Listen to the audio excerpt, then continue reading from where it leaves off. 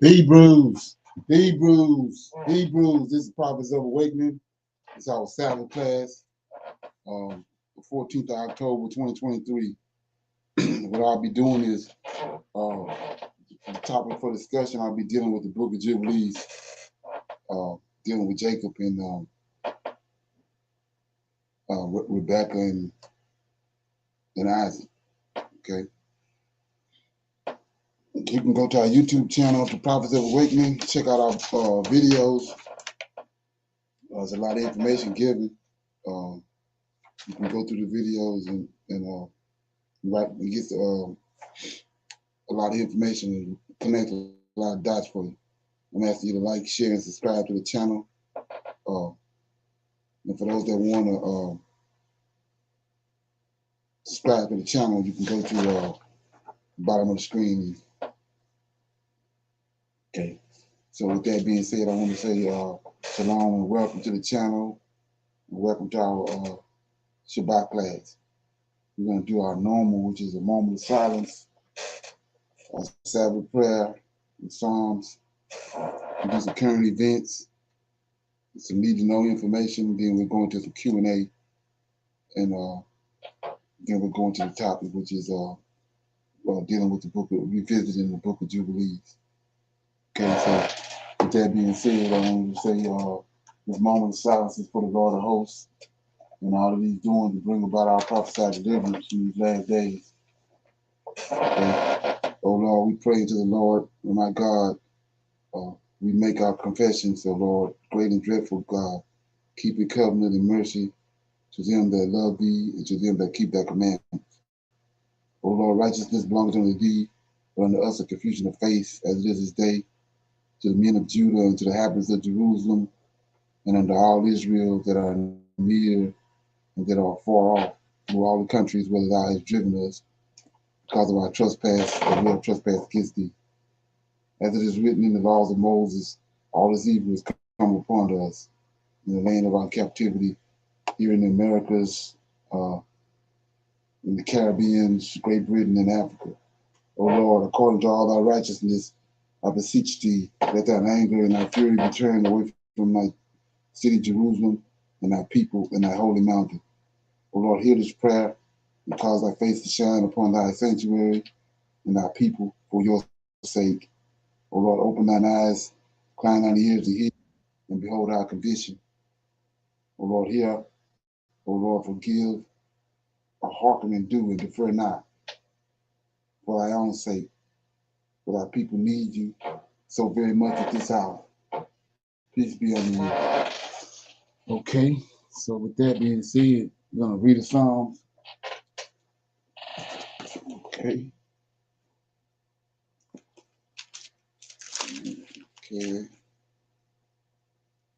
I'll read Psalms 113.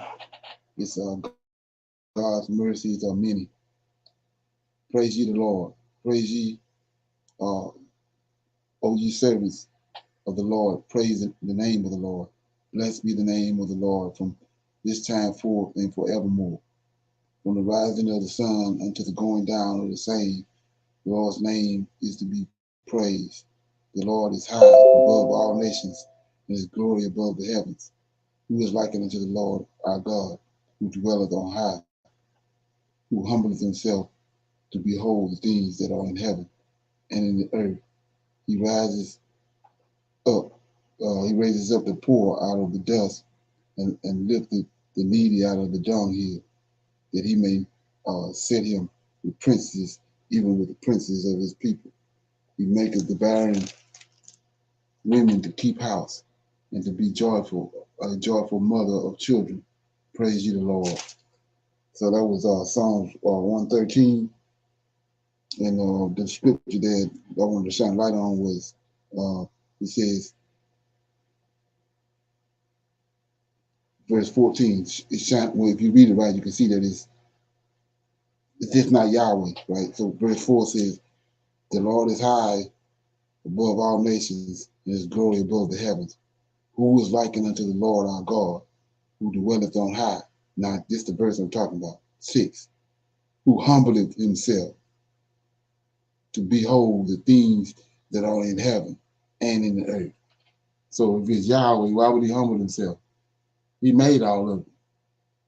See that? So this right hand man, Lord of hosts. He see what the Most High had done, and he humbled himself.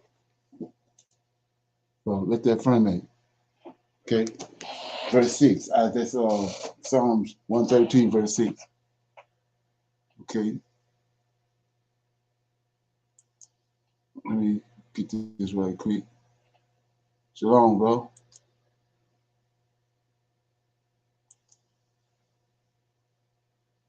Shalom, Wesley. Okay, so with that being said, I was gonna go to our current events. So got a lot of stuff going on today. So tie your shoes up.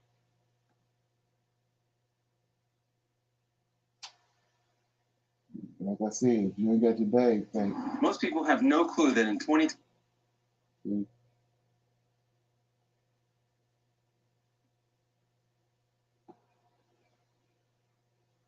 you go.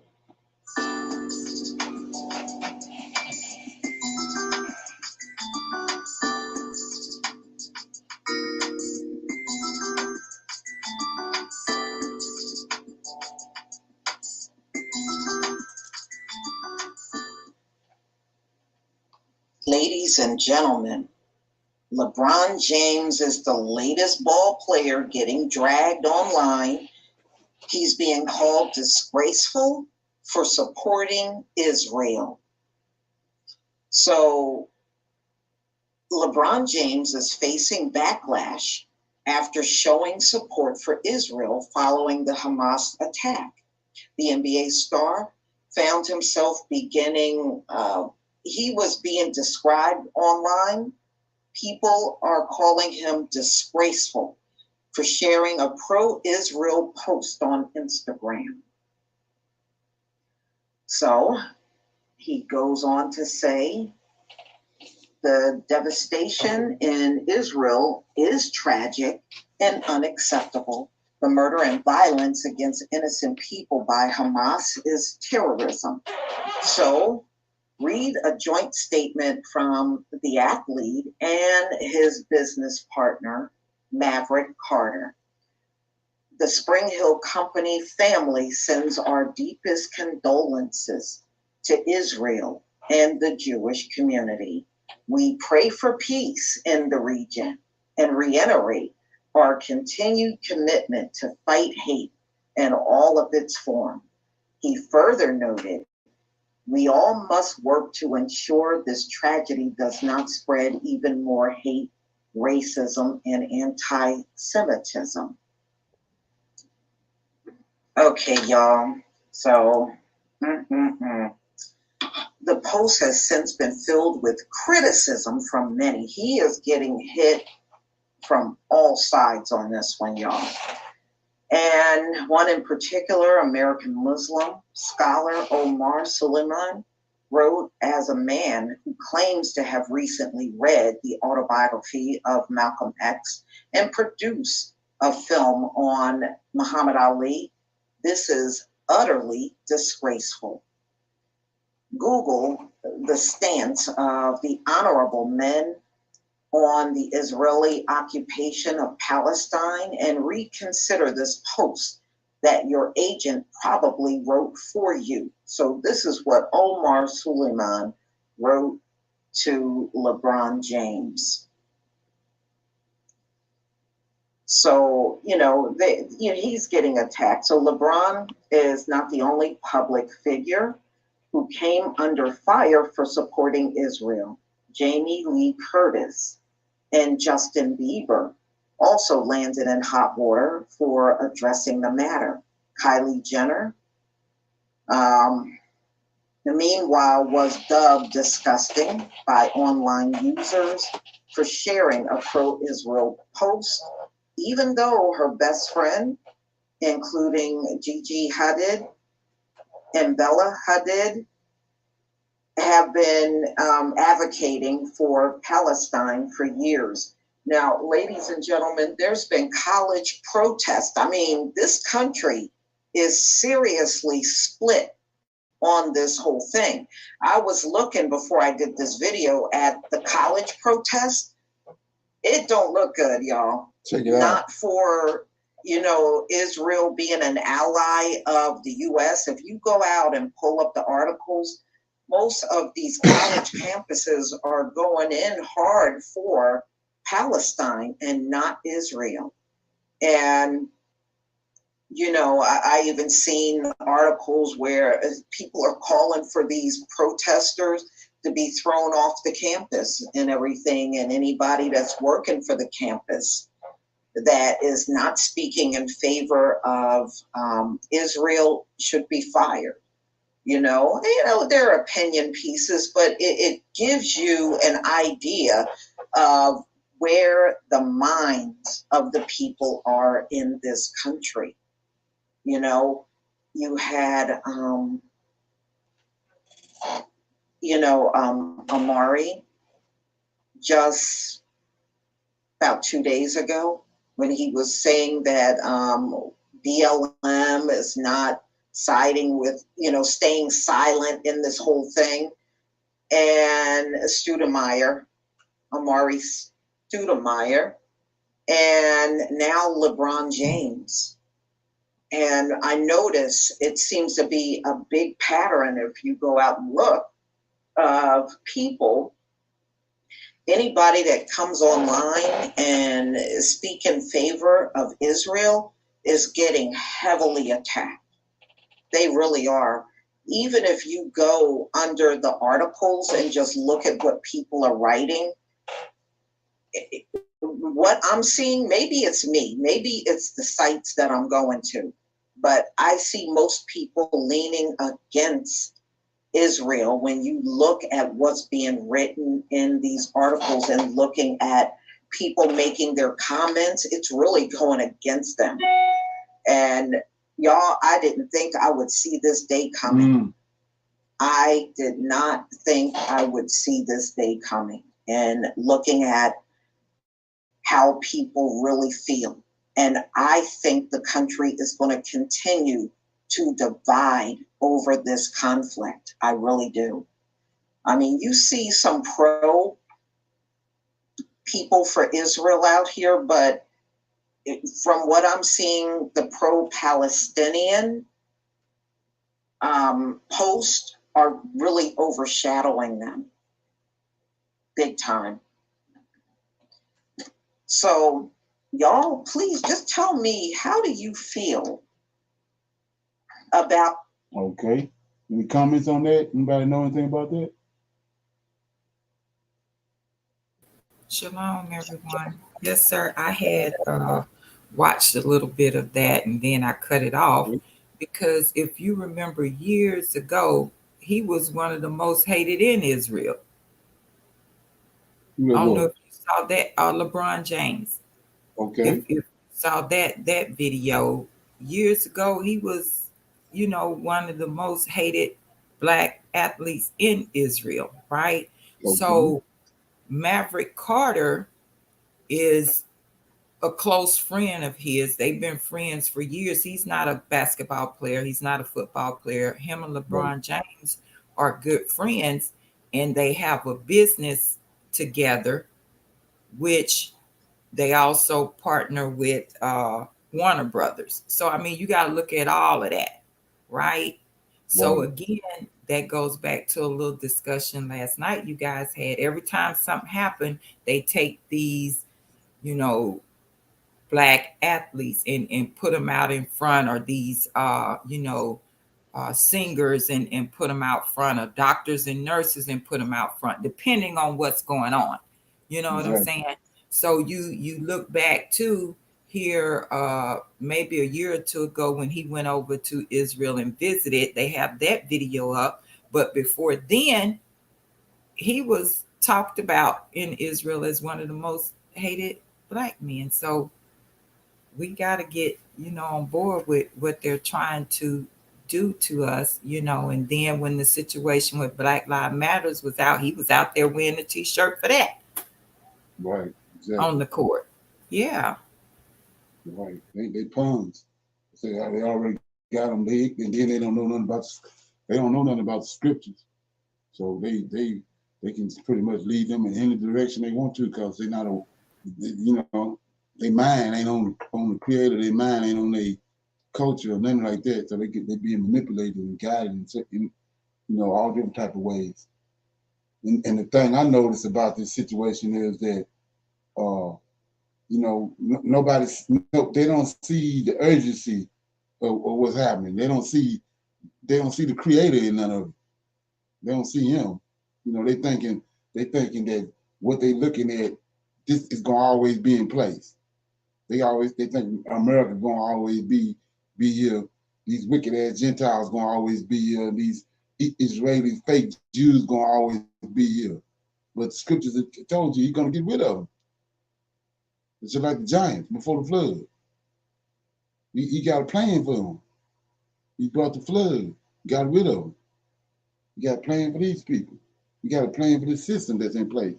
But they're under the assumption that this shit gonna always be here. And pretty much ruling out that it's a heaven, that it's a creator, and that he got angels. That's how they operate. Okay? So, okay. Yeah, here in Atlanta, there's a lot of protests going on at the colleges and in the Palestinian communities that they have, just like they have the Korean and the Hispanic communities. They've been arrested. Some of them have been arrested. They had peaceful protests, but because of what they're saying about America not stepping in and helping, the police have been arresting them. So it's a lot going on here in Atlanta with that. Right. Yeah. So like I was saying before, you got the prophets, the angels, creator, set all that in motion, and all this stuff been already prophesied that was gonna happen. So you got what the angels and the prophets prophesied that's gonna come to pass. But these people then created their own end time. They're trying to bring about it. The average person don't understand it. So they got, if you go back to Albert Pike in Morals and Dogma, you can see it unfolding. He said that it's going to be 3 world wars, and the last world war was going to be against the Arabs and the Jews. This is what you looking at. And so looking at that and, watching everything, listening to the news and reading scripture and all that, you can see the brother was saying the other day how that, everybody was all bent out of shape about that little phone alarm that went off on the 4th of October. And so if you look at that, could that not have been a signal for them? Look what's going on right after that. Could that not have been a signal to just jump this out? Because right after they had that, all hell broke loose. So like I was saying before, with the when you look at the terrorists, they would always put out they'll do some file and then they put a video out and claim what they done. But the video they think the video for the people that they assaulted. No, the video is for all these hidden cells they got out there. They scrambling to watch it because they got signs and symbols in there and commands, coded commands for them what they're gonna do next. And when they peep that out, they start playing the video.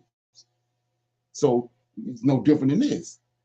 Even in the movies, the movie ain't for us. moving for whoever these satanic ass people that's out there that's watching it. It's for them. They got all kind of codes and clues and commandments inside of the movies. We ignorant to that. Okay. Somebody else had something? Yeah. So here we go. Through where we are a week since those Hamas attacks, because Israel is still urging civilians to leave northern Gaza as soon as possible. It specified 2 roads which... So we already know those Arabs, even the scriptures tell us, the angel told Hagar about Ishmael. Say he's gonna be a wild man, and every man's hand gonna be against him. So you got to know these. They already know. If you go over there and you bombarding Gaza the way you doing, you got to know them crazy ass Arabs all around. They ain't gonna just sit there. It's all playing. So come on. Can be used by Palestinians heading south. Well, more than 1 million were told on Friday to relocate before unexpected What you think gonna happen? Israel's Prime Minister Benjamin Netanyahu has said his country's bombardment of Gaza is, quote, just the beginning. More rockets have been fired into Israel, and Israeli airstrikes are continuing across Gaza. Military sources in Israel say a senior Hamas commander is among those killed. Israeli forces are continuing their build-up near the boundary with Gaza, while in the north of the country, Israeli troops killed several people they identified as terrorists who were trying to cross the border from Lebanon. And overnight, Israel's military exchanged more cross-border fire with the Iranian-backed Lebanese group Hezbollah.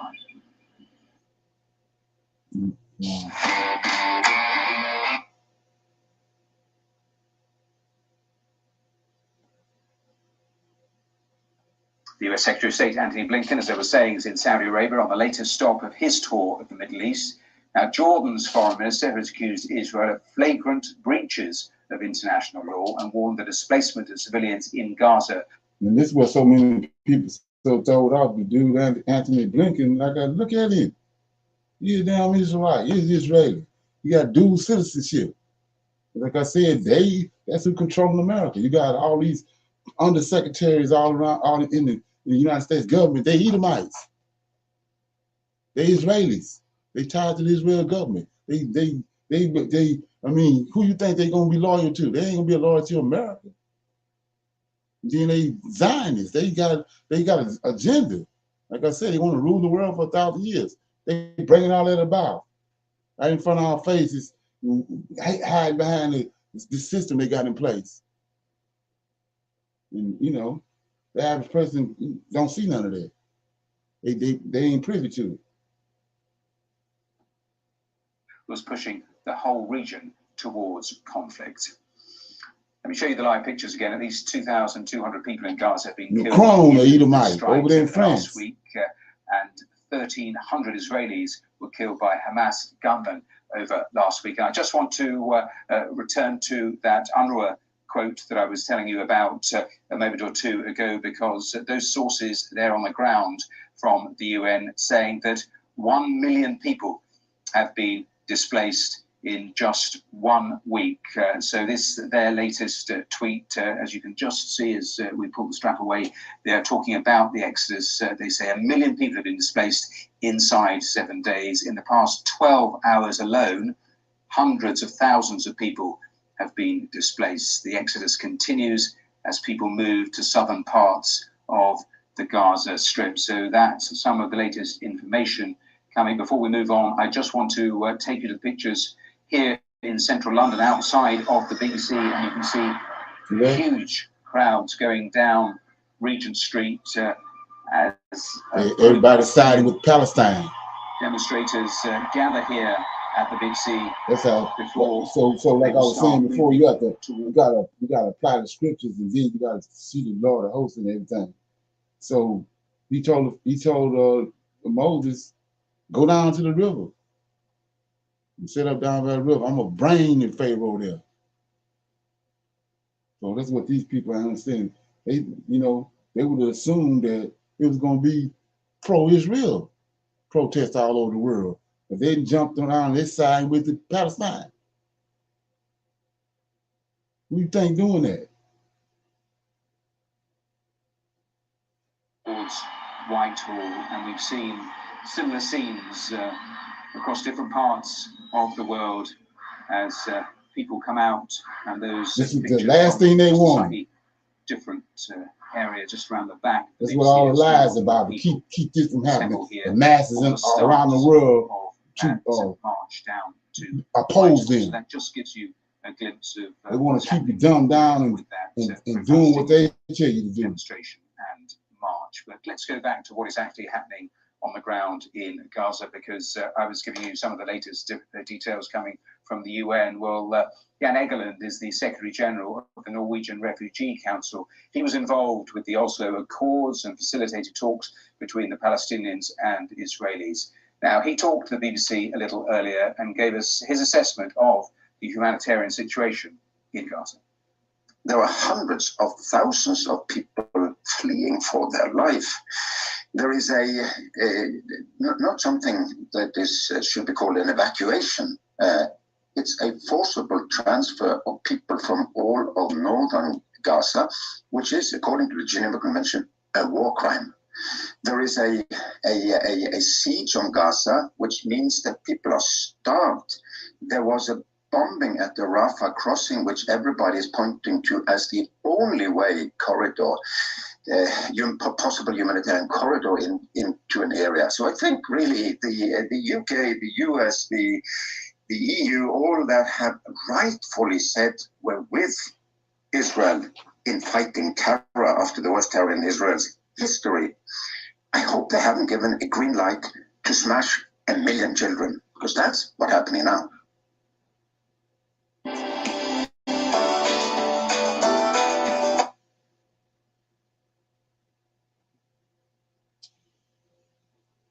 Significant diplomatic fallout from the war. Saudi Arabia says it has paused talks on normalizing relations with Israel. Well, Lord Malak Brown is a former Deputy Secretary General of the United Nations. He gives his thoughts on that decision. Well, I think this was anticipated. It would have been impossible for Saudi Arabia to have continued them at this time. It has in recent years been quite quiet on the issue of Palestinian rights. But when the events of this week unfolded, it raised its voice much more clearly in defense of the Palestinian people. And it would be, just in terms of the optics and politics of the region, impossible to press on in any effort to normalize relations with Israel at the very same time that Israel was seen as attacking Palestinian Arab civilians in Gaza. But I don't know whether in the longer term, I think this is now up to Israel whether it wants to close that door forever, which would be the result of which will happen, I think, if it makes a long-term occupation or long-term military intervention into Gaza, or whether it recognizes the need to contain its military action in as surgical and brief a form as possible so that it can get this back on track. Because for both Israel and Saudi Arabia, the stakes are high. It would be a reordering of the Middle East in a dramatic way. And I think there will be a desire to try, once the fighting dies down, to try and recover this negotiation. Okay. Any comments? Okay. So like I said, look at what's going on around the world. BRICS on the rise. BRICS just brought in Saudi Arabia and these other countries. Man, so look what it's now with this, and see what it's doing. This the last ditch effort by the U.S. They see they falling. They going down. And they're trying everything they can to stay afloat. This the last effort right here. And they rather cause all this havoc and carnage than to go down peacefully, because they going down. So look what's going on. I don't know if anybody aware of this.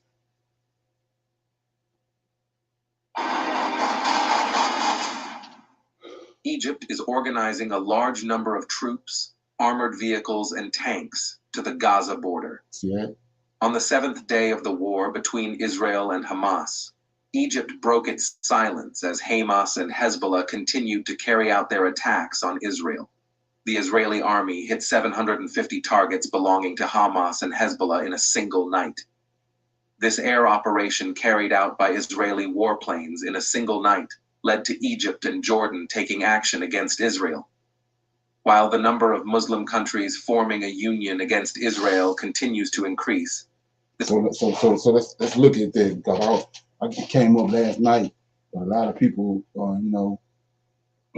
If you don't understand that JC is a idol, your train of thought, you got a whole different train of thought. So if you over here, the Most High, then got him out of your system, and you talking a whole different language, because you talking from the perspective that you already know who he is. You're not trying to incorporate him in nothing. So right here with this situation right here with these, I was telling you last night who the whore is. These nutbuckets think America is the whore. But the whore is Esau that stole the land of Israel. It's a fake Israel. The real woman is the Israelites. The African Americans and the people that scattered over Africa. That's the real woman, but it's a whore. The Bible tells you, Daniel says it's a whore in the last days, posing as the Israelites. Well, there it is. We're looking at it, and he said all the people was gonna hate the whore. So you say, what are you talking about? Yeah, it's in Revelation, but it comes out of Daniel. That's taking out. Daniel had something like 80 chapters. It was bigger than Isaiah. Isaiah got 66 chapters. Daniel had way more. But most of the chapters of Daniel is over in Revelations. So the whore ain't no America. We saw last night how that all the merchandise was all affiliated with the Israelite culture. So the whore is either Israel or it's somebody acting like Israel. So now we see what's happening. Look at Egypt. Egypt jumped up, going to help Hezbollah. And I got another video after this. Syria. All these countries jumping up, fighting against Israel, not America. The whole ain't none of America. Okay. The Jordanian people have started forcibly entering Israel's borders. The Egyptian people, on the other hand, have been demanding for days that the army take action against Israel. See that? Not America. According to information obtained from Egyptian sources, Egyptian government officials have decided to send the Egyptian army to the Gaza Strip, not leaving this request of the people unanswered. With Egypt taking action, the decision taken by Israeli Defense Minister Yoav Gallant is about to change all the balances in the war. Israel Defense Forces officials, while continuing attacks on target areas in Gaza, Syria, and Lebanon, the unrest in Egypt and Jordan has become an indication that the violence of the war will increase even more. The fact that the Egyptian people are so angry with Israel is based on a historical tension. Right, exactly. October 6, 1973, there has been a tension. And you remember that there was an Egyptian president that said the Israelites left black, came back white. So this ain't something that just manufactured itself over the last century or 70 years or whatever. It goes way back to the very beginning. Egypt is all through the scriptures. These people know who the real Israelites are. Between Israel and Egypt that has been going on for years because of the war that Egypt and Syria launched against Israel. This war was called Yom Kippur because the war started on the time of Yom Kippur, the holiest day of the Jews, and this war was called Yom Kippur. The Cairo and Damascus administrations have launched a war against Israel to reclaim the Golan Heights and the Sinai Peninsula.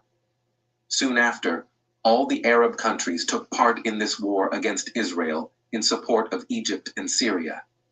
As a result of the war, it looks like the Fed has just...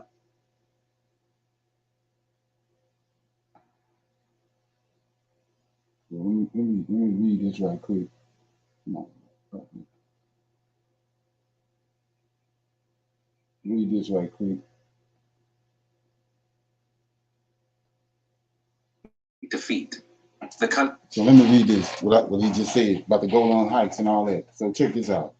And like I said, if you ain't in a certain place, you don't find yourself on the wrong side of the fence, where all these so-called Negroes jumping up now on the wrong side of the fence.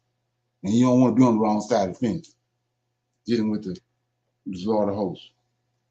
So it says, Obadiah, we was there last night. Look what it say. It's right there in their face, in your Facebook, it's been scrambled. So look at this. So I'm telling you that the whore, Esau, stole the land way back in 143 BC when Antioch Epiphanes came. That was him that was there. That was him that was ran out in 70 AD. And he vowed in the book of Malachi he was going to come back. He came back through these series of wars, especially the World War I and II. And then after World War I and II is when it manifested itself. And they had made agreement. They had constructed an agreement to get the land back, and they came back into the land in 1948. So like I said, you people looking at it thinking, no, they was there before. They returning like they told the Most High.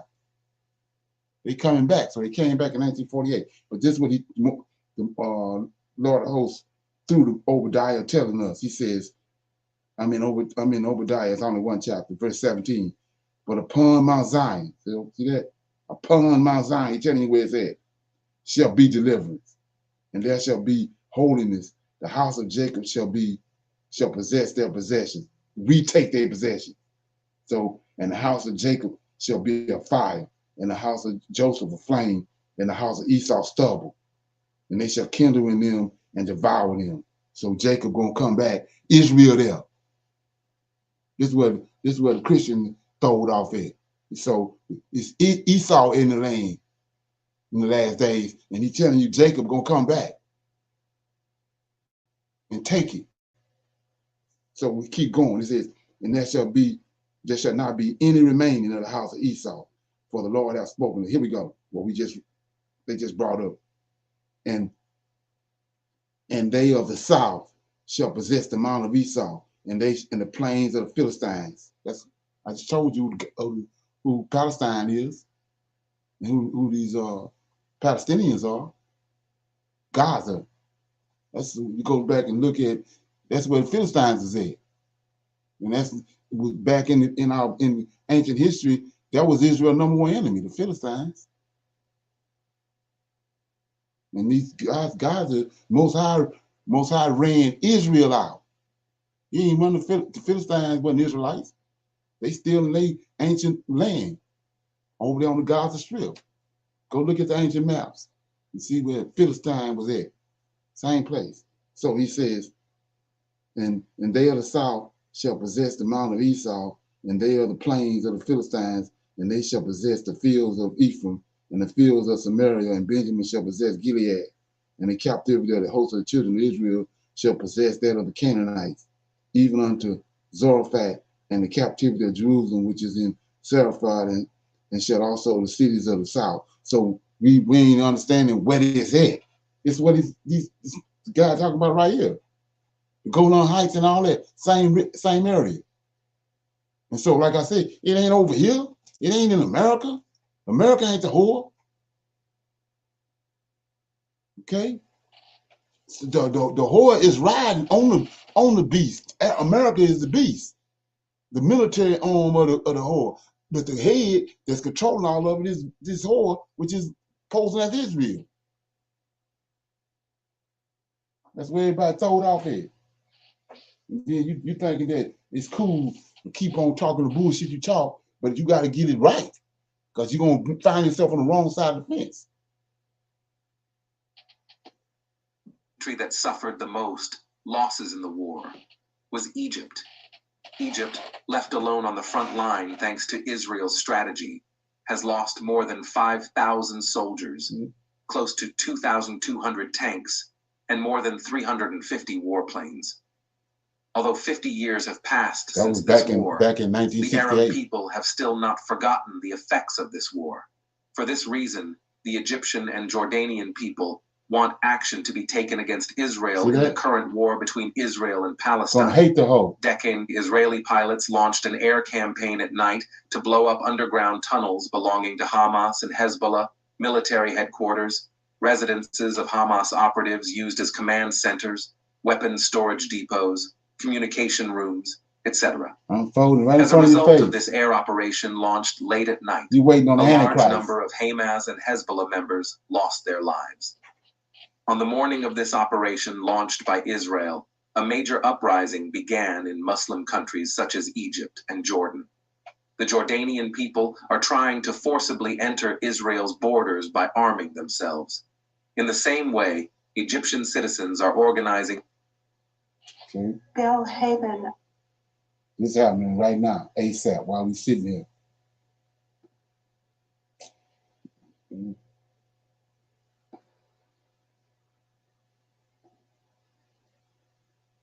Demanding that the Egyptian army be sent to Palestine to fight against Israel.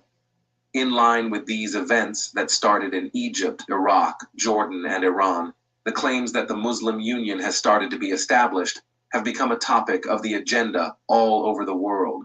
When the Arab countries are directly supporting Palestine, who will take part on the side of Israel? So let's look at this, because I mean, it's like I said, look at what they're talking about America is our homeland.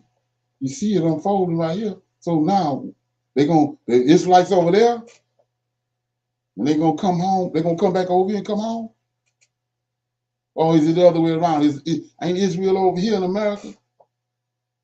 And the Most High clearing out the homeland, he clearing it out, and we got to go back. See how ass backwards that is? Come on. These riots, which have been going on in Egypt for days, were being carried out in order to open the Rafah Gate and support the Egyptian army to Palestine. According to information obtained from regional sources, a large number of armed people from Iraq are trying to enter Israeli territory through the Egyptian borders. In the same way, Egyptian citizens continue to forcibly enter the Israeli border territory by arming themselves. After these tensions in Egypt, the Egyptian government has started to organize the shipment of soldiers, armored vehicles, and tanks to the Rafah Gate with the latest decision it has taken. At first, the Egyptian people thought that these military shipments were sent to Gaza for support purposes. However, the decision taken by the Cairo administration soon disappointed the Egyptian people. Earlier, Egyptian President Abdel Fattah al-Sisi said in a statement that Gazans must be determined and stay on their land. Now, a senior Egyptian security official said in a statement that they have decided to increase security measures in the region in order not to violate Egypt's borders with Gaza. The Egyptian government, which has sent thousands of troops to the Gaza border, is trying to prevent Palestinian citizens from entering Egypt. The Egyptian authorities, who stated that they are constantly in communication with the US and European governments in order to stop the war, stated that they have taken such a measure to create safe zones within the Gaza borders and deliver aid through the Rafah. Okay, so that's Egypt. That's Egypt. They amassing their armies on. They getting ready to fight to help Gaza. People in Gaza, right? There you go, another one. What's going on right now?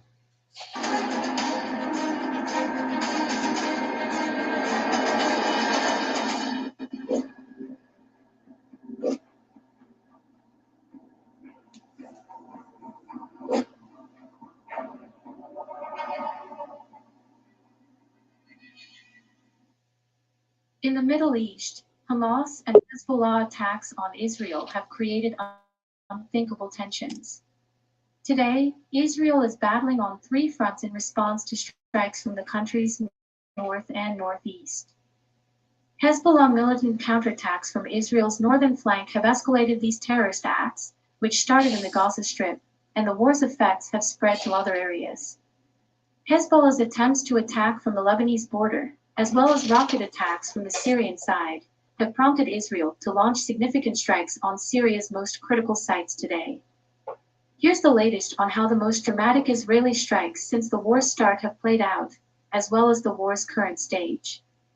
As you may recall, numerous mortar bombs were fired from Syria into the Golan Heights on Tuesday.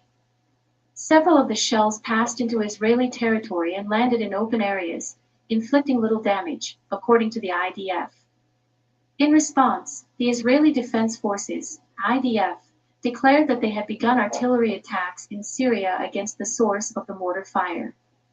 Later that day, 15 rockets were launched from Lebanon towards western Galilee. Following the blasts, it was revealed that Hamas was using paramotors to infiltrate northern Israel from the Lebanese border. On the day of the fighting, Hamas used this form of terrorist attack at the concert grounds near Gaza City. However, Hamas militants attempted it today from the Lebanon border. Following these significant Hamas attacks, Israeli fighter jets and reconnaissance planes have started flying over Lebanon's airspace. Local Israeli sources said that work on Hamas and Hezbollah targets near the Lebanon border has begun and that the targets will be destroyed.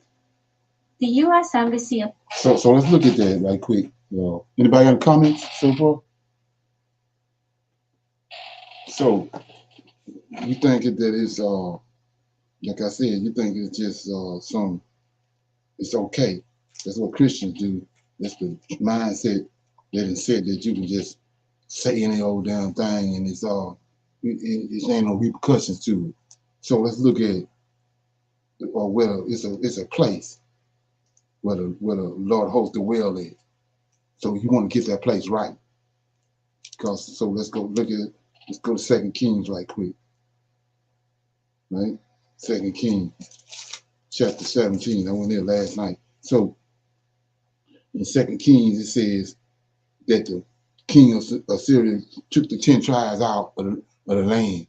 Right? We know the land was divided up back in Genesis chapter 10 by these 70 angels.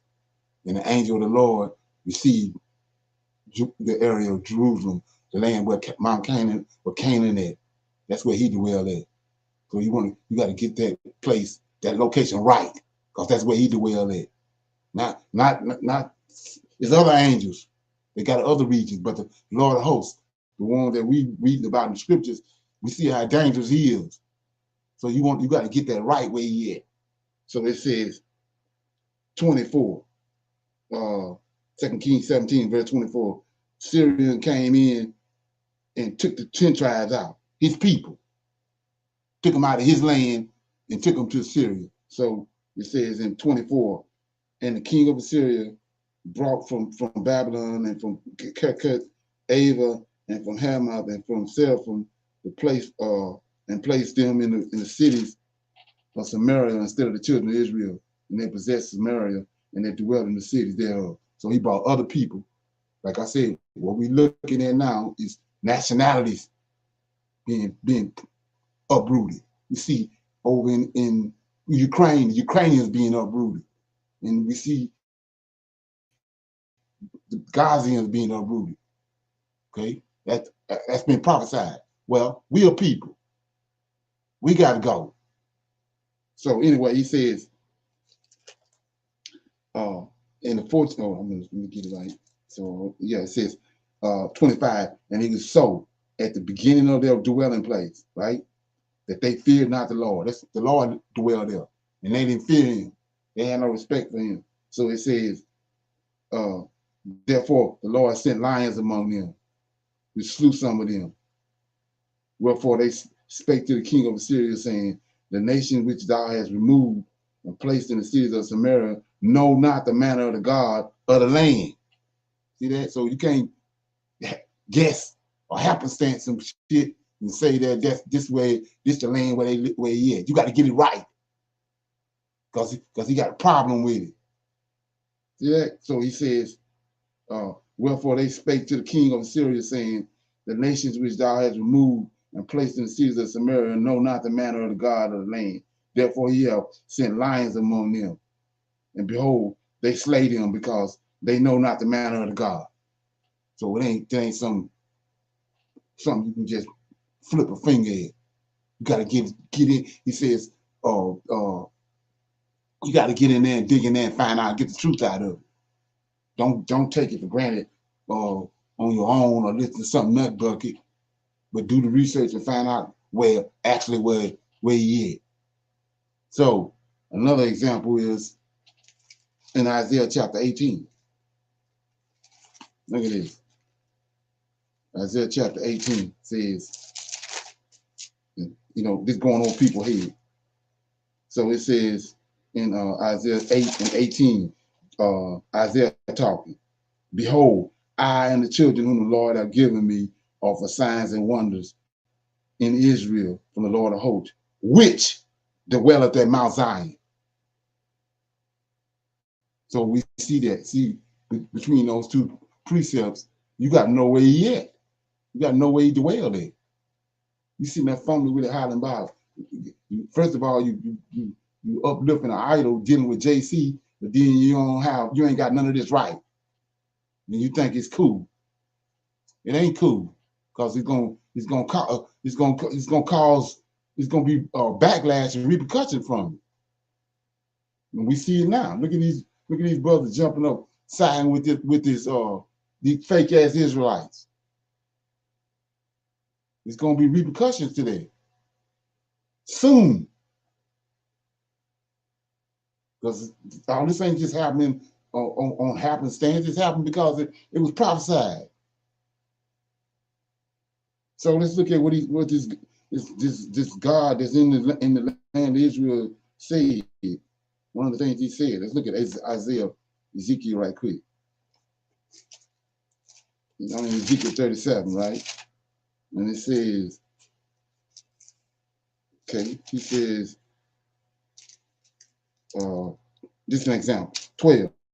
Therefore prophesy and say unto them, thus says the Lord God, behold, O my people, I will open up your graves, cause you to come up out of your graves, and I will bring you to the land of Israel. And ye shall know, see that? Ye shall know that I am the Lord, when I have opened up your graves, O my people, and brought you up out of your graves. This is the point I'm making right here. And shall put my spirit in you, ye shall live, and ye shall place you in your own land. Then shall ye know that I, the Lord, have spoken it and performed it and said the Lord. So see, it's way more at stake. He done spoke some stuff and he gonna bring it to pass. But it's a place, an ancient place that he dwelled at. He don't dwell on anywhere. It's the same place he dwelled at. And you got it ass backwards, it's repercussions to that. Okay? So, like I said, anybody have any comments before I'm gonna go into I'll go into my need to know information. Okay, I think I played it already. Yeah, I played it already. So I'll open it up for some Q&A, questions and comments. Anybody have any questions or comments? That anything they want to bring out or talk about that we dealt with during the week? Okay, everybody good? Shalom. Yes, okay. sir. Shalom. Last night class was very, very good, and I'm just gonna start my study on Nineveh. And I asked a question, but you guys were very into the discussion, and that was fine. Is Nineveh the modern day Iraq now? No. Okay. Iraq Okay. is no. So did you ever get the Apocrypha, the book one by the Apocrypha? I don't have my cover on me. Yeah, It's a I got it apocrypha. because you showed me it, and I got it. So look in the apocrypha. What's the name of the author? What's the name of the author? Okay, I have to get it. I'm in another study room, and I have to go to the other one. But I'll tell you in just a minute. You need to go on. I'll let you know in a second. Okay. Shalom. Yes, sir. Last night I couldn't find my microphone on that. I was under the impression that when Jonah rebelled about going to Nineveh, it was because the people of Nineveh was oppressing his people. He was angry about that, and he knew that the Almighty was merciful and he'll forgive him, and that's what he did. He forgave him, and he was just very angry. I cannot quote scriptures or anything, but they were oppressing Jonah's people, and that's why he did not want to go. Yeah, you're right. That's what I'm going to uncover right here. This is what I mean about how what they did to Christianity, and they thinking that what they done with our scriptures was a little slap on the wrist.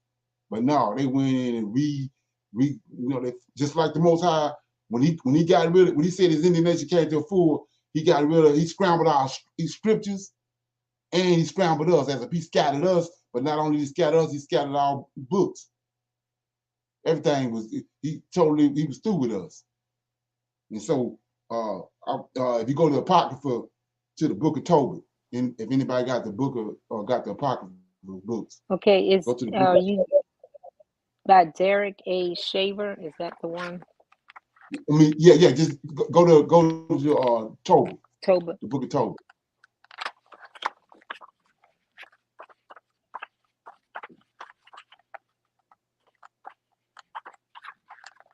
Sorry, I'll get to show you from the book.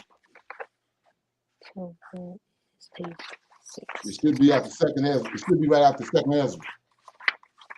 Yes, sir. Okay, I'm there. Mm-hmm. What does it say? Beginning in chapter 1, verse 1. The book of the words of Tobit, son of Tobel, the son of Ananel, and the son of Adul, That's the it. son That's of. it. So, okay. Mm-hmm. so it says of the stock of Asriel, Naphtali. So Naphtali, right? Who is yes. In the days of Shalmaster. So what is he talking about? Okay. I just read it in Second Kings, chapter 17. He the one that took the 10 tribes out, right? So then keep going. King of Assyria, see that? Was carried into captivity.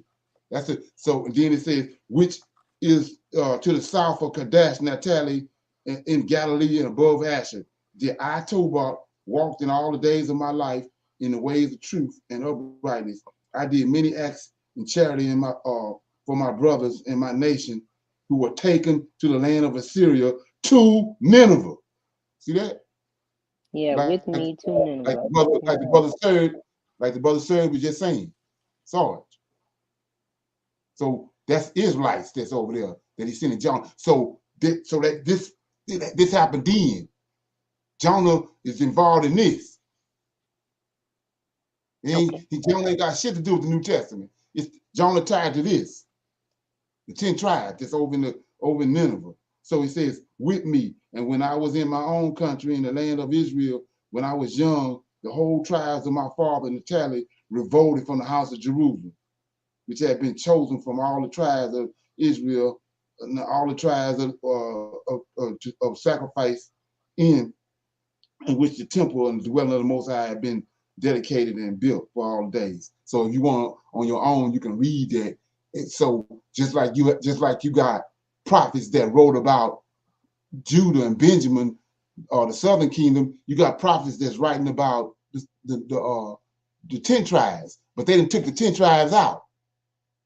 And the books, because they don't want you to know. They thinking it don't have nothing to do with the New Testament, what they concocted. So they took that part with the history of the 10 tribes out. So I'm gonna go one more place to show you what I'm talking about. So if you go to the Bible, King James Bible, just Ezra chapter 1.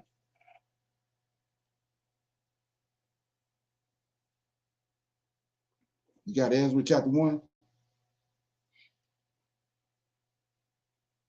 Hello. I'm getting that, sir. Ezra chapter 1. Let's see. 7.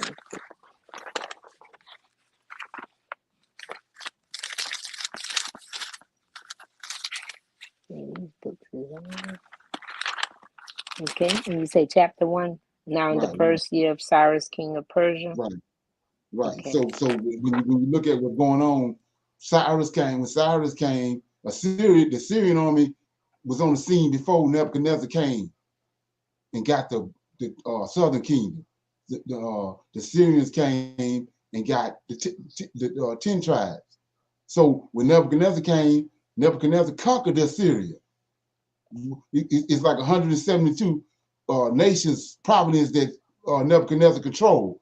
He got the southern kingdom under his control, but he also got Assyria, province of Assyria under his control. All 12 tribes is under Nebuchadnezzar's control. Well, Cyrus came and Cyrus conquered Nebuchadnezzar. So now Cyrus in charge of, Cyrus got all the 12 tribes under his control. So look what he say. Now, in the first year of Cyrus, king of Persia, that the word of the Lord by the mouth of Jeremiah might be fulfilled, the Lord stirred up the spirit of Cyrus, king of Persia, that he made a proclamation. This is Daniel 9:25, a commandment, through all his kingdom and put it all his kingdom. You got all 12 tribes with him, and put it in writing, saying, "Thus said Cyrus, king of Persia, the Lord God of heaven, have given me all the kingdoms of the earth, and he have charged me to build him a house at Jerusalem, which is in Judea. Who is there among you of all his people?" See, in the New Testament, they got you thinking it's only the Judah and Benjamin came back. All 12 tribes came back right here. And so what happened was, and this then you can when you looking at it, you can see now Jonah being sent. Jonah being sent to Nineveh because of these commandments. But anyway, so he giving an order for all they want to go back, not just Judah and Benjamin, but all the 10 tribes. And if you keep reading the book of Tobit, you'll see that. So anyway, the 10 tribes said they decided not to go back. Some of them did, but the majority of them decided not to go back to Jerusalem because they had caught so much hell there. They went into Africa. That's why to this day they still there, scattered there. And everybody else but us knew that. We brainwashed over here through the New Testament. And these Christians and these fake Jews. Yes, okay. Sir.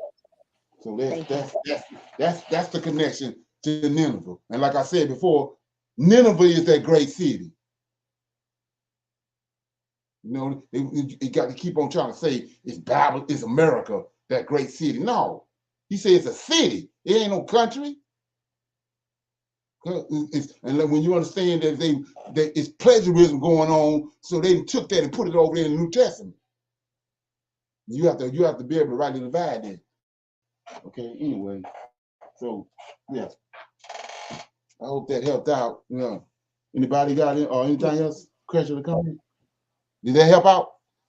Yes, sir. Thank you. I'll continue with Tobit. Thank you. Yeah. Right. Okay. Anybody else got anything? Yeah, let me play this. I don't know if anybody know anything about it, but they had some serious destruction happen overnight with these tornadoes.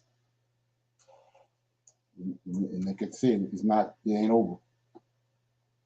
Let me see if I can find it real quick.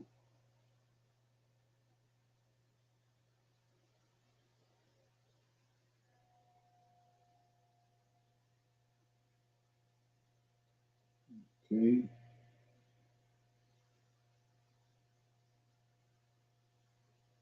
Yeah, here we go.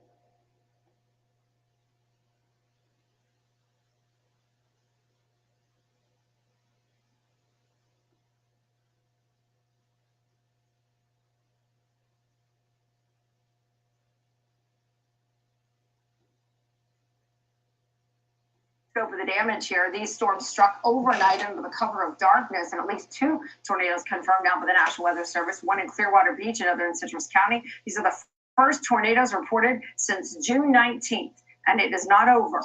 The risk does remain, with a tornado watch now extended until mid-afternoon, until 3 p.m. We're looking at the threat of tornadoes coming through, and here's why. Ongoing threat for both tornadoes and waterspouts. This one caught on camera as it moved onshore near Dunedin. Yeah, it's a tough one. Yep. Dunedin. It's spelled so differently, that's why it's a little bit tricky there. Dunedin Causeway. It's about 5 miles north of Clearwater, and this became a tornado that was confirmed just as soon as it hit land, and they got out and saw the damage. They could see the twisting in this new video just into Fox Weather. A big chunk of the condo ripped off. You can see right inside somebody's living room there. Roof collapsed also into a bedroom of a mobile home in Clearwater Beach. Fortunately, nobody was hurt there.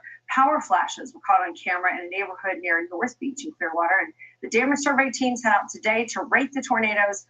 Only 36 tornadoes so far this year in Florida. I say only 36 because their yearly average is 66. First tornadoes reported since June 19th, happening overnight last night. Let's get into this. As you look at the storm reports that have come in, there have been a variety. Now, some of the reports near Clearwater Beach, they look like they are going to be confirmed tornadoes, but we don't know the amount of damage. Some of it looks like, though, it's pretty impressive. We've had metal into windshields of cars. Crystal River reported a tornado at US 19. This one has roof damage, power lines brought down as well. So again, several different spots where we've been able to go out and confirm there's at least some twisting.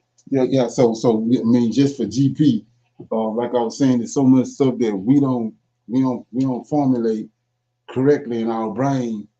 But I mean, then like I said, you when you do get it in your brain the right way, the fear comes, because the Lord of hosts, Yahweh, these angels, all of them, they predicated off of fear, that's righteous. So he says that in Ezekiel chapter 1 that a whirlwind came. What the hell you think a whirlwind is? Right? So he says that Yahweh and these 4 angels in the whirlwind.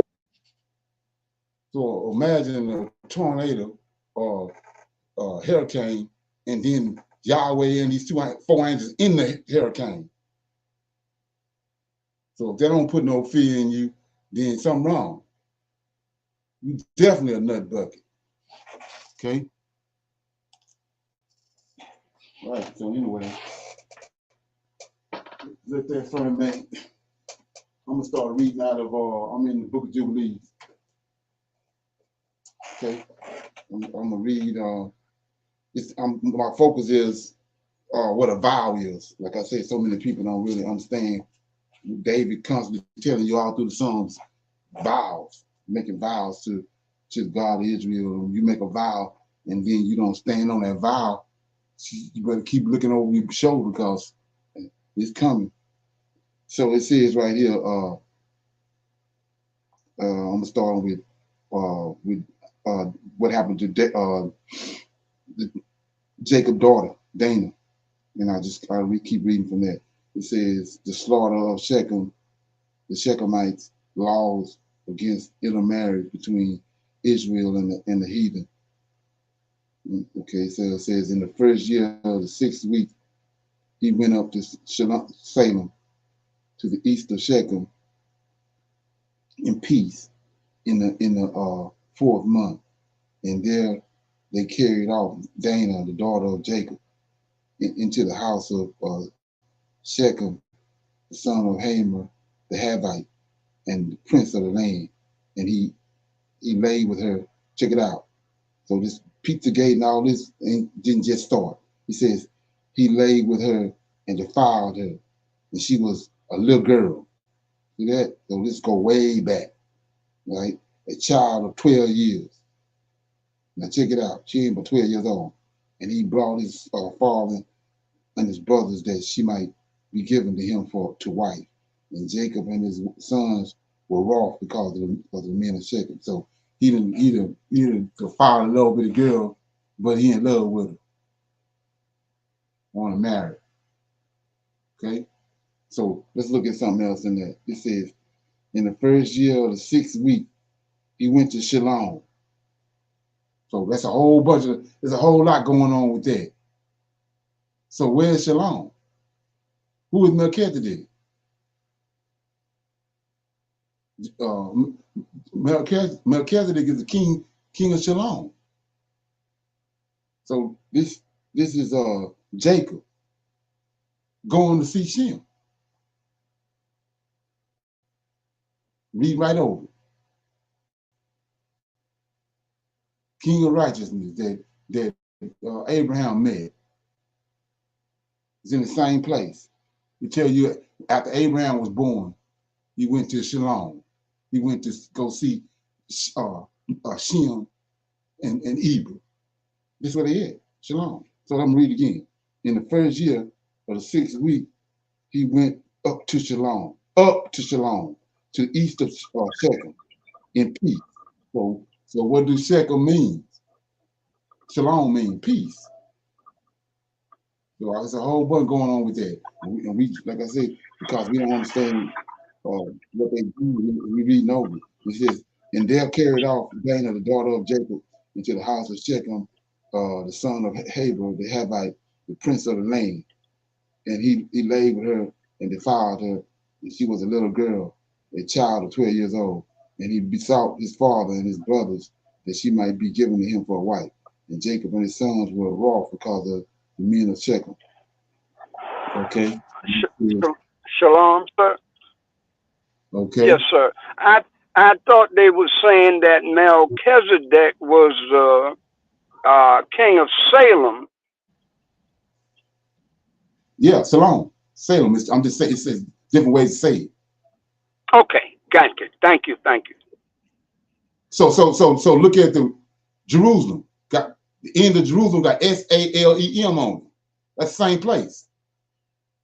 Jerusalem, city of peace. That's what Shem Melchizedek and them was at. And later on, David came to conquer that place from the Jebusites. Right, okay. So anyway, let's say, for they had defiled Dinah, their sister, and they spake to them with evil intent, and dealt deceitfully with them, and beguiled them. And Simeon and Levi came unexpectedly to Shechem and executed judgment on all the men of Shechem, and slew all the men whom they found in it, and left not a single one remaining in it. And they slew all in torment, because they had dishonored their sister Dinah, and thus let it not again be done from henceforth that a daughter of Israel be defiled.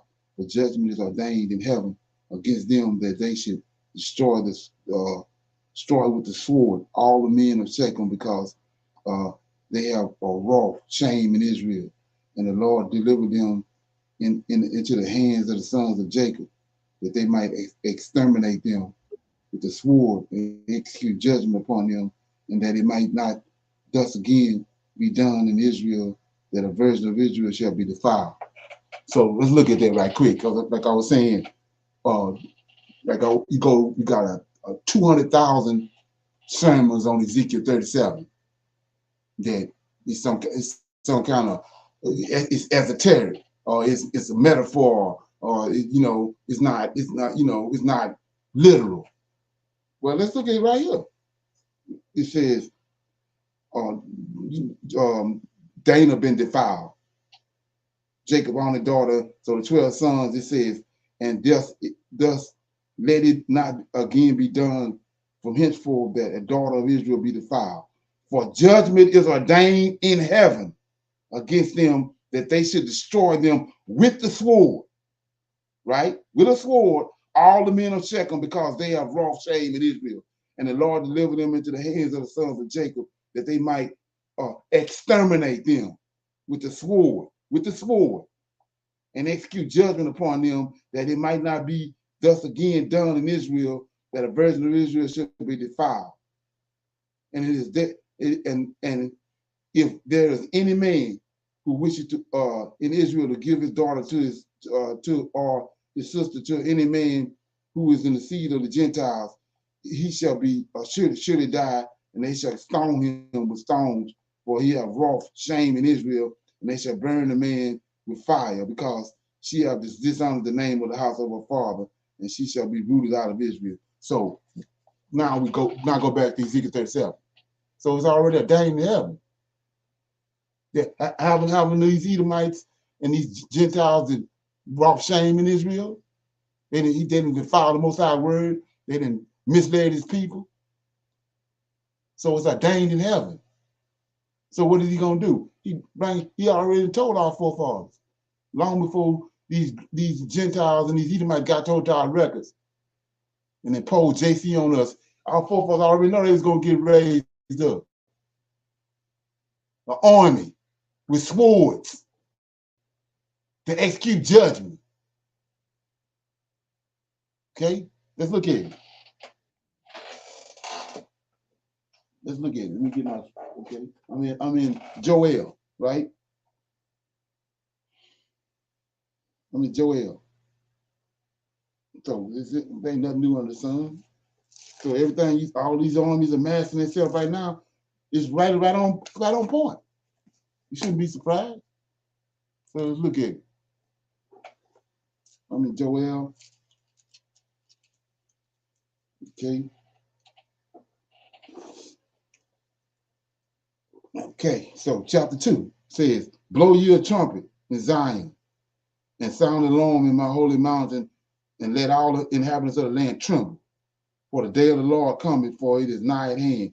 A day of darkness, of gloominess, a day of clouds, of thick darkness, and mourning spread upon the mountains.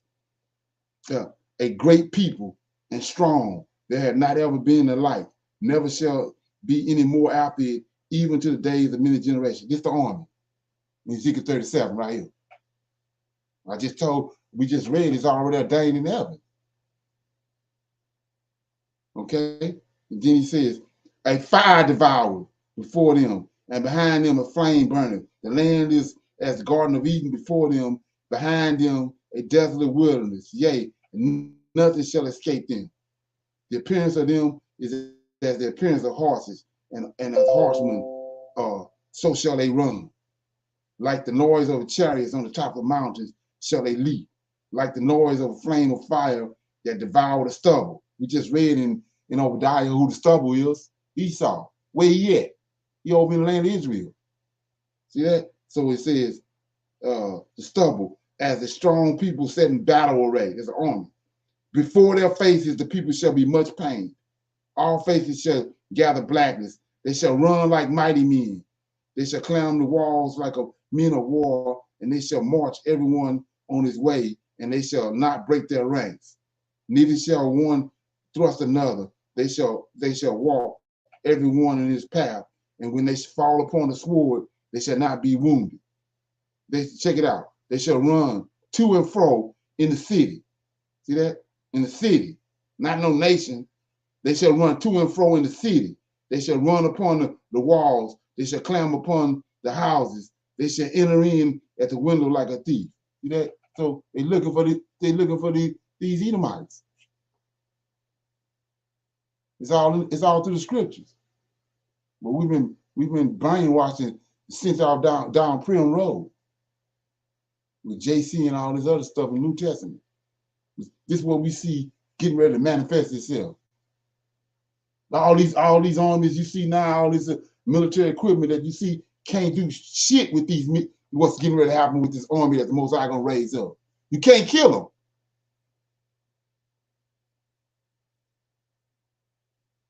That's how we get out of here. Okay? Is there something? So yes, sir. Let me get back over where I was at. I want to read a little more. It says, okay, let me get to where I was at. Yeah, and if there is any man who wishes to in Israel to give his daughter to his sister, or his sister to any man who is in the seed of Gentiles, he shall surely die, and they shall stone him with stones, for he hath wrought shame in Israel, and they shall burn the woman with fire, because she hath dishonored the name of the house of our father. and she shall be rooted out of Israel. And let not an adulteress or no unclean be found in Israel throughout all the days and the generations of the earth. For Israel is holy unto the Lord, and every man who have defiled it shall surely die. They shall stone him with stones.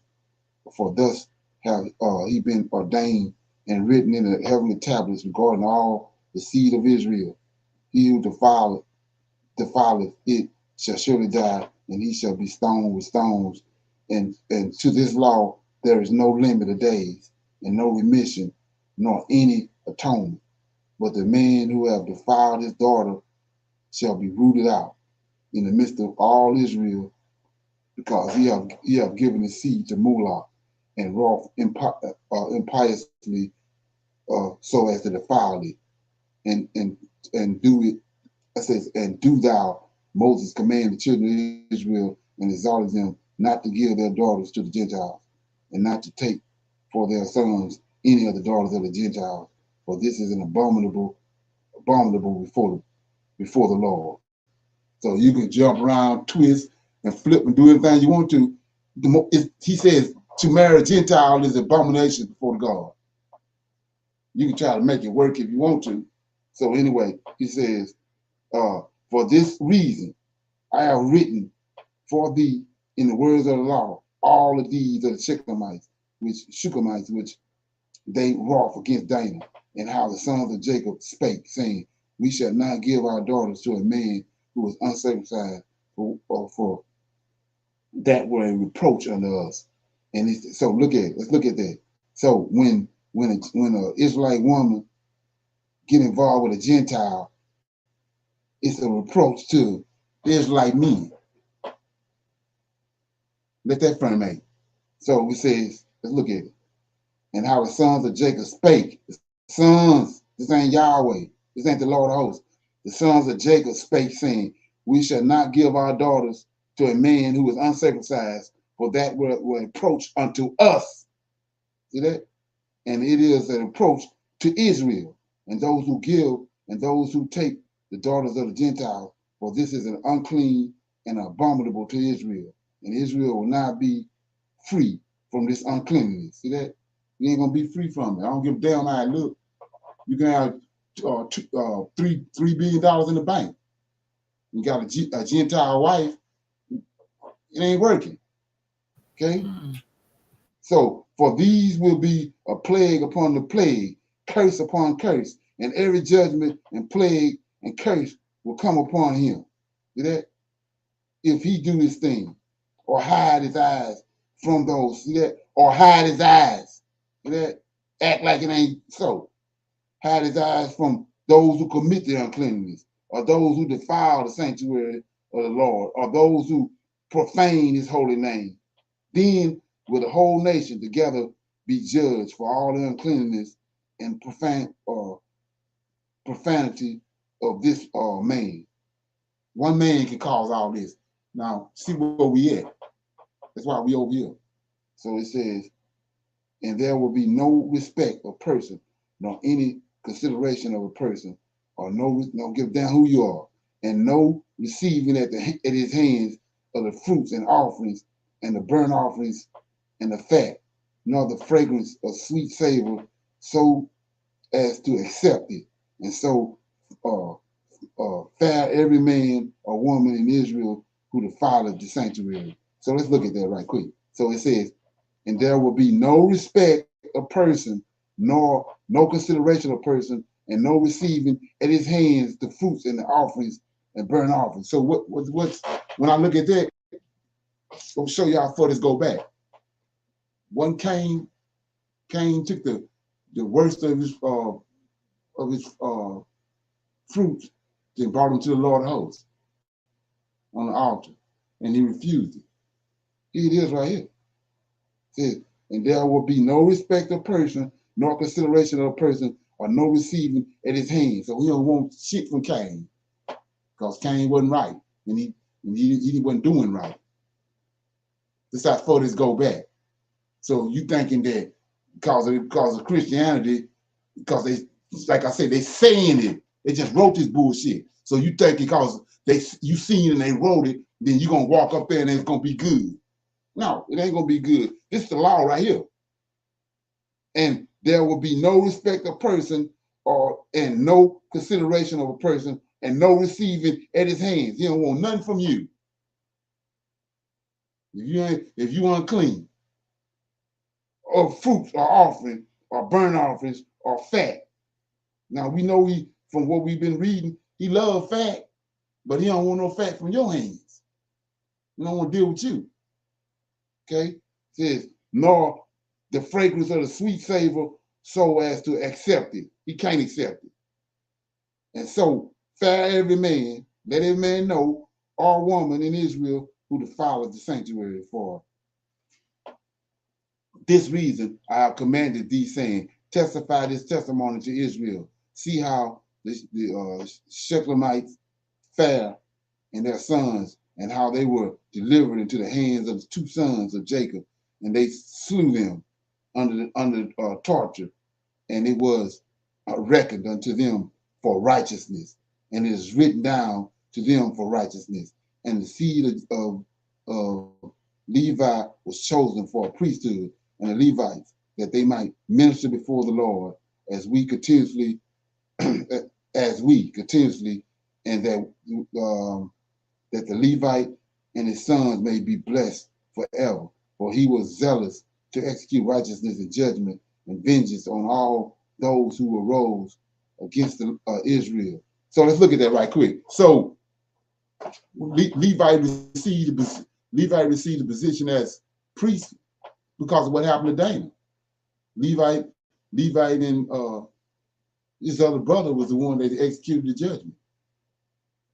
And because of that, Levi ended up being priesthood. So it says, so they inscribed as a testimony in his favor on the heavenly tablets, they, the angels, blessings and righteousness before God of all. And we remember, we as angels, we remember you in the book of Jubilees.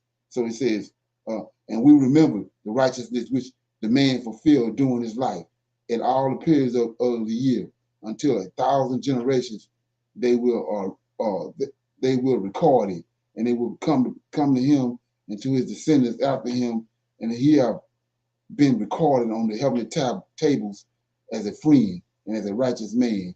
All this account I have written for thee, and have commanded thee to say to the children of Israel that they should not commit sin, nor transgress the ordinance, nor break the covenant which have been ordained for them, that they should fulfill it and be recorded as friends. But if they transgress and work uncleanness in every way, they will be recorded on the heavenly tablets as adversaries, and they will be destroyed out of the book of life, and they will be recorded in the book of those who shall be destroyed, and those who shall be rooted out of the earth.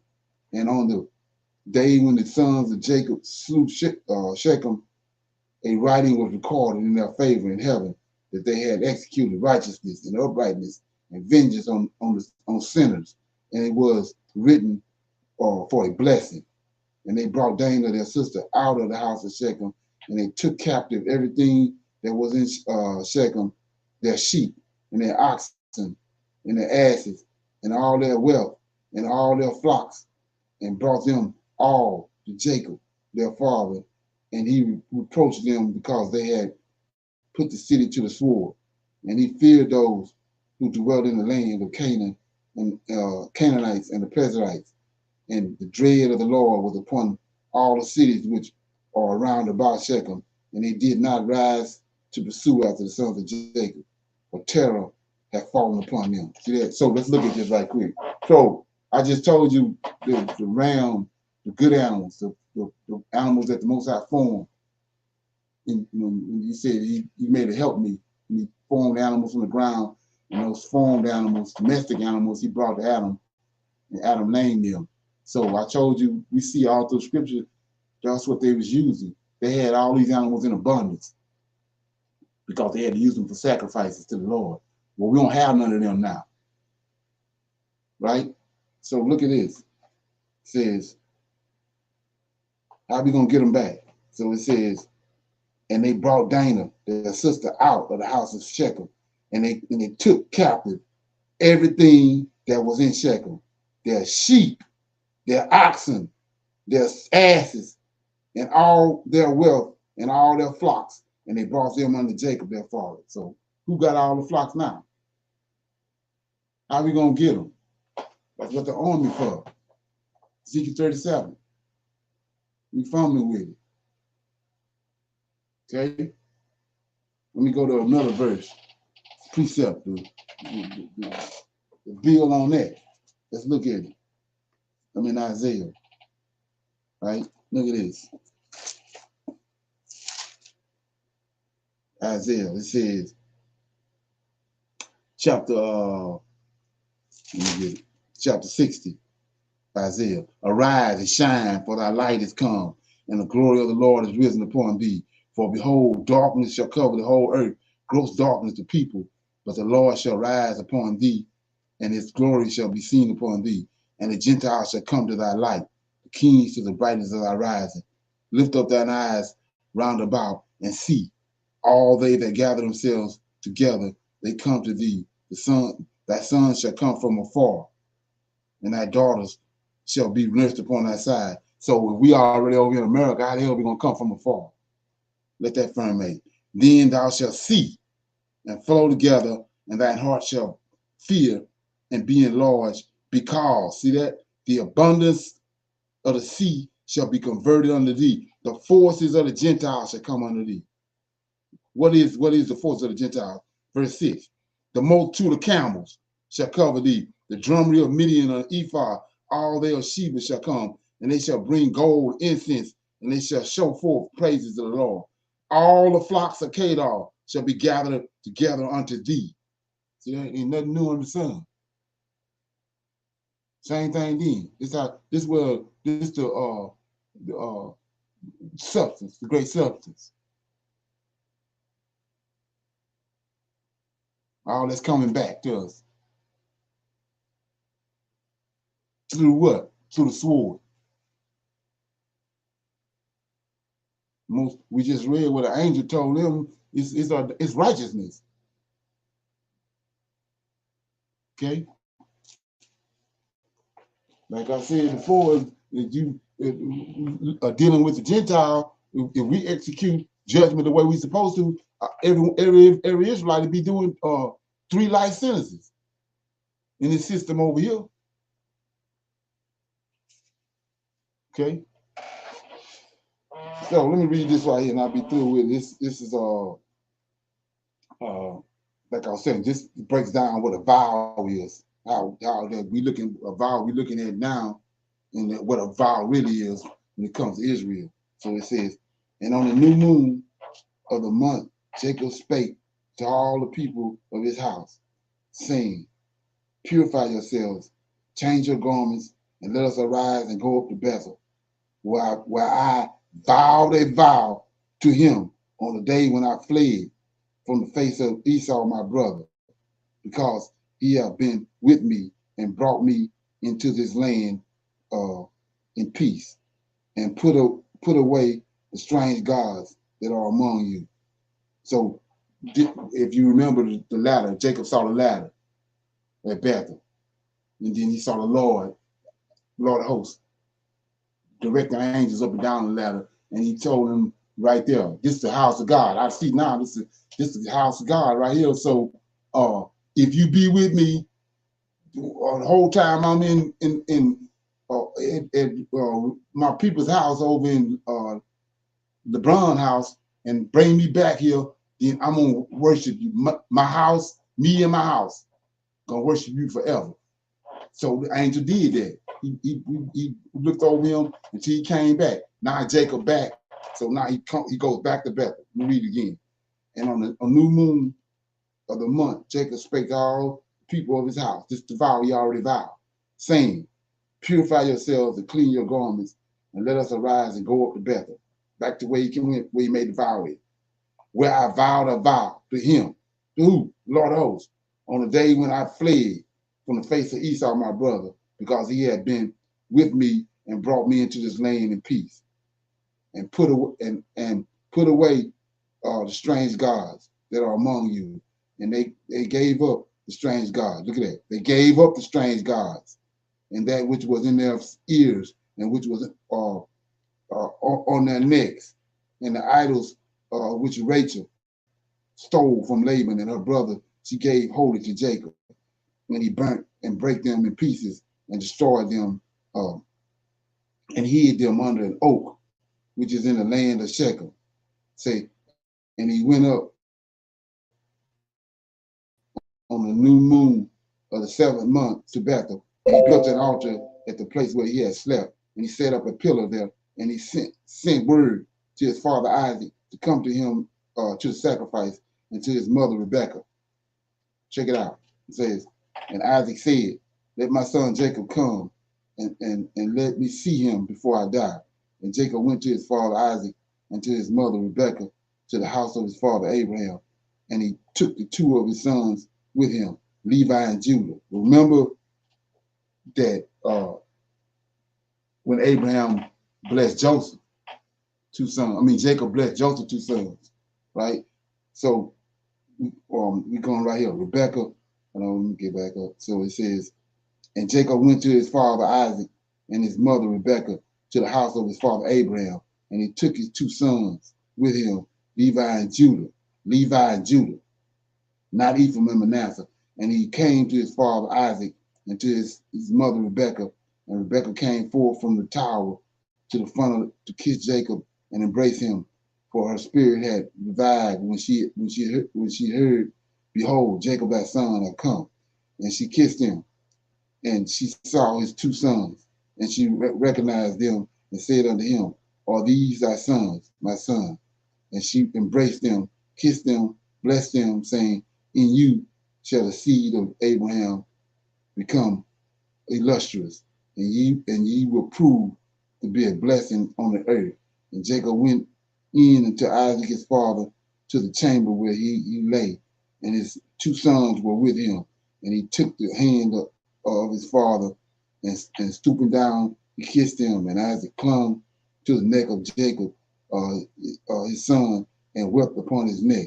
And the darkness left the eyes of Isaac, and he saw the 2 sons of Jacob, Levi and Judah, and he said, are these thy sons, my son? For they are like thee. And he said unto him that they were truly his sons, and thou hast truly seen that they are truly my sons. And they came near to him, and he turned and kissed them and embraced them both together. And the spirit of prophecy came down into his mouth, and he took Levi by his right hand and Judah by his left. Same thing with Ephraim and Manasseh, right?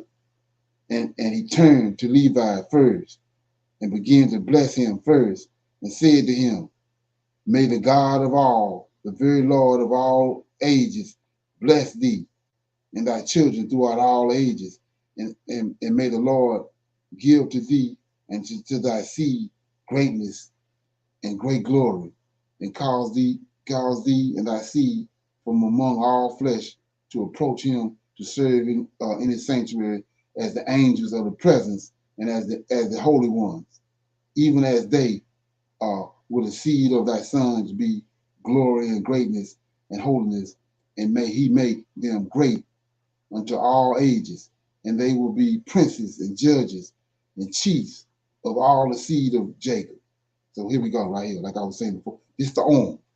You're trying to figure out who the suffering servant is. He tells you in Isaiah 53, the arm of the Lord. You got the arm right here. Let's read it again. And may the Lord give thee and thy seed greatness and great glory, and cause thee and thy seed from all flesh to approach unto him, to serve in his sanctuary as the angels. See that? As the angels of the present and as the holy ones. So as the angels in heaven do with Yahweh in heaven, serve him, Levites on the earth serve the Lord of hosts. There goes your arm right there.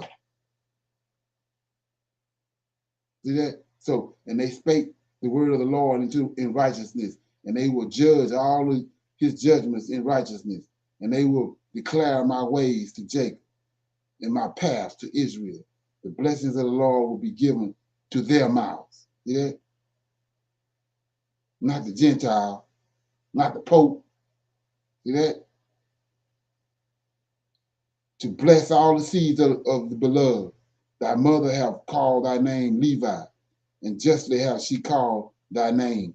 Thou wilt be joined to the Lord, and be a companion of all the sons of Jacob. Let his table be thine, and do thou and thy sons eat thereof, and may the table be full unto all generations, and thy food fail not unto all ages. And let all who hate thee fall down before thee, and let all thy adversaries be rooted out and perish. And blessed be he that blesseth thee, and cursed to every nation that curses thee. See that? Okay. And to Judah he said, may the Lord give thee strength and power to tread down all that hate thee. A prince shalt thou be, thou and one of thy sons over the sons of Jacob. May thy name and the name of thy sons go forth and traverse every land and region. So let's go back.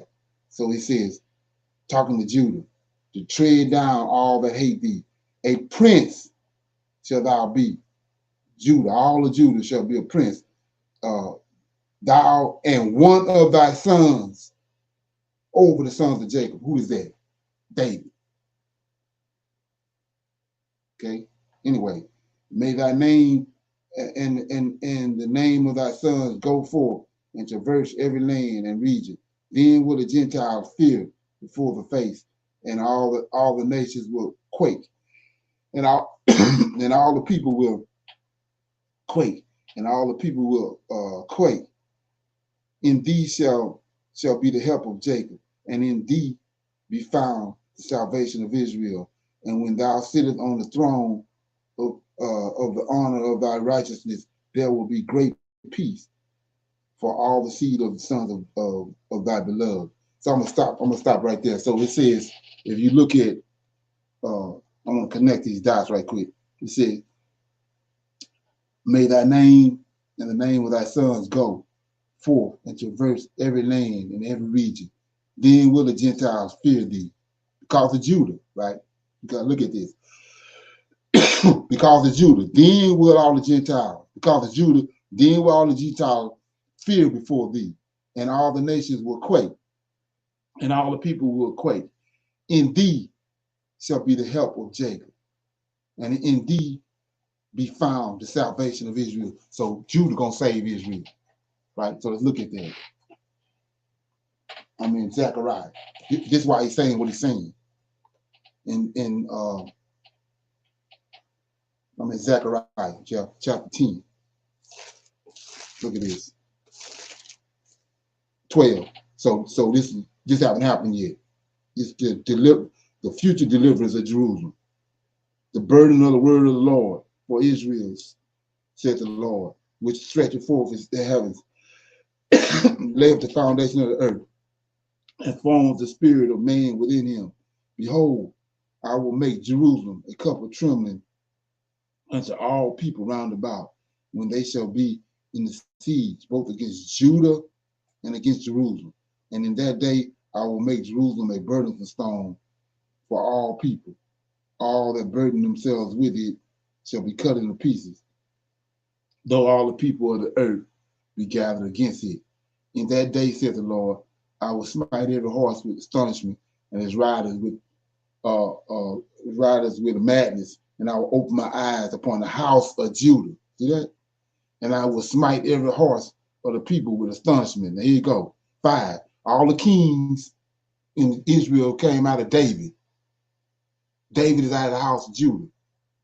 So, and the governors, that's the kings of Judah, shall say in their hearts, the inhabitants of Jerusalem shall be my strength, in the Lord of hosts their God. In that day will I make the governors, the kings of Judah. They're all them dead right now. So let's take you right there, Ezekiel 37. In that day will I make the kings of Judah like a heath of fire among the wood, like a torch of fire in a sheaf, and they shall devour all the people round about, on the right hand and on the left. Jerusalem shall be inhabited again. in our own place, even in Jerusalem. The Lord shall also save the tents of Judah first. That's why he's saving Judah first. Where he at? Where Judah at? Over here. Why you see me bumping my gums? Okay? So he says, the Lord shall also save the tents of Judah first, and the glory of the house of David, and the glory of the habits of Jerusalem do not magnify themselves against Judah. In that day shall the Lord defend the inhabitants of Jerusalem, and he that is feeble among them at that day shall be as David, and the house of David shall be as God, as the angel of the Lord. Take you right back to Ezekiel 37. Ain't no damn synonyms or no there's nothing esoteric about it. He already told them what he was gonna do with them. He's gonna raise them up, and they the ones that's gonna save Israel. The seed that's remaining on earth. They're the ones that are gonna be the hand that bringing us back to our land. But no discussion whatsoever about no damn son in the bush nowhere. Heathen. He told them. They knew that before they died. He was going to raise up Judah, the kings, David's lineage, raise them back up. They was going to bring judgment on the earth. Just like Judah and Levi did when they defied Dana. That was an example. They're going to recoup all our gold, all our silver. They're going to recoup the sheep and the goats and all of that we need to sacrifice to the Lord. And like I said, Judah is over here in America. So what is all this, what these Negroes talking about? Okay. Any comments, questions before we go?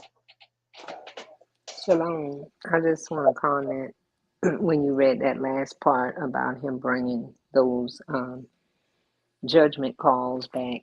And David, there were the mighty men that's going to come back and do what thus said the Lord of hosts. Yes.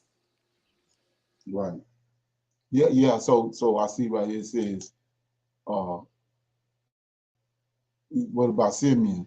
So when you read that, he's going to raise Judah up first. Judah is the one that's going to spearhead everything else, but then eventually the other tribes come in play too. But Judah is spearhead. Okay. Anybody else? Yes, sir. Shalom, everyone. As you were reading, Brother Leonard, out of Jubilees chapter 30, right?